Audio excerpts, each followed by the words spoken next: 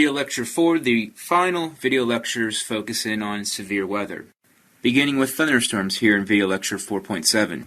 Key characteristics of thunderstorms include a cumulus cloud that becomes a cumulonimbus cloud. This is due to that updraft of warm air that builds up the cloud and has it grow vertically.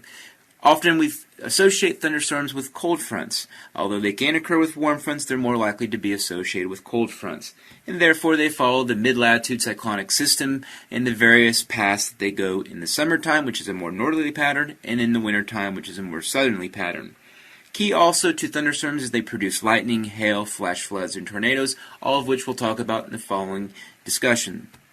Where we're likely to find thunderstorms is also along these mid-latitude cyclonic paths. And so in the summertime, it's very common for Montana, North Dakota, Minnesota, Wisconsin to have a good amount of thunderstorms. However, come wintertime, that moves south, and it's more Oklahoma, Louisiana, and our southeast United States.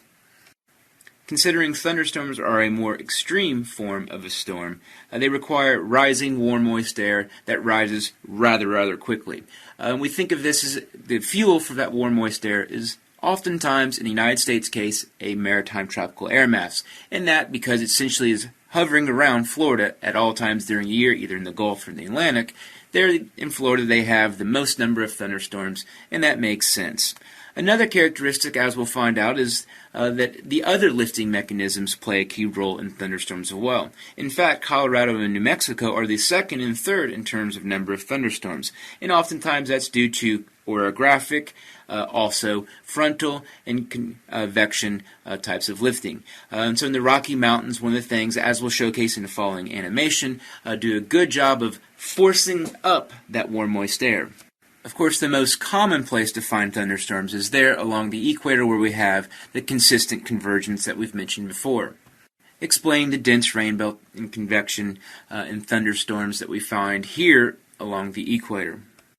Of course, also as mentioned before in a previous video lecture, Florida has a good amount of thunderstorms. In fact, that daily thunderstorm we mentioned beforehand, that was overwhelmingly due to convection.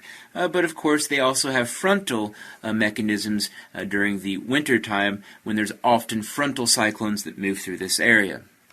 In the case of the Rocky Mountains, what you have is the backside of the Rocky Mountains plays a key role in forcing up that warm, moist air that, once again, is coming from the south due to that subtropical high pressure found to our south.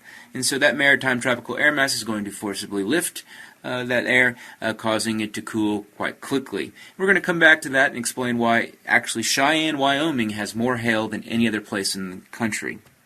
Also, as I've mentioned before, the eastern part of the United States is definitely a battleground between cool, dry air mass from the Canadian continental interior and the warm, moist air coming from our south, coming from near the Caribbean. And of course, we are the battleground here in the East Coast and the Midwest, and so Indianapolis is heavily influenced by mid-latitude cyclonic systems. One characteristic that is occurring is the fact that weather-related damage, when we think about monetarily, or i.e. cash, is increasing is due to having more stuff being damaged. So we just have more stuff to be damaged. But another key characteristic is the fact that more people are moving to severe weather-prone areas, like we mentioned before. And we think about the retiree population that over the last 40, 50 years has moved to the southeast, especially Florida, which we can see here. For the most part, the places that have grown are purple, and the places that have declined are green. And we can see the American Southeast, the American Southwest, a lot of those places that have a good amount of thunderstorms in which they're increasing their population. Two terms you often hear are warnings and watches. And so a severe thunderstorm warning means that their conditions have been observed. And so they're real deal. And so a real meteorologist has identified a severe thunderstorm warning or a tornado warning. So it's actually been identified by a person who knows what they're doing. Characteristics of a severe thunderstorm warning is that you have either a wind gust of over 58 miles per hour, the presence of hail, or tornadoes. Whereas a severe thunderstorm watch means the conditions are favorable, so there's a high potential for a thunderstorm. So there's a potential for gusts in the 58 miles per hour. And so these aren't identified. These haven't been identified by an actual trained person. So these just purely say a watch is just the conditions are favorable. There's a high chance, but not that there's actually been a severe thunderstorm or a tornado that's come through an area. Now we move on to hail. Hail only occurs at the frontal edge, and so as that cold front moves through, it's only going to occur at the extreme frontal edge. And so typically we have hail before heavy rain. And so the hail precedes much of the rest of the storm from a cumulonimbus cloud. And it signifies a very intense warm air updraft. And so here we have a very, very quickly vertically growing cumulonimbus cloud. And so what happens here is the ice particles at the top circulate so quickly in the cloud that they actually get quite large and then, of course, fall to the ground. One of the things we think about hail, it's only found in the summertime. So in the southern hemisphere in the winter, you're more likely to find hail. And then, of course, in the northern hemisphere during our summer, we are more likely to find hail. In particular, you're going to find it in the Great Plains. And so we have an area called the Hail Alley.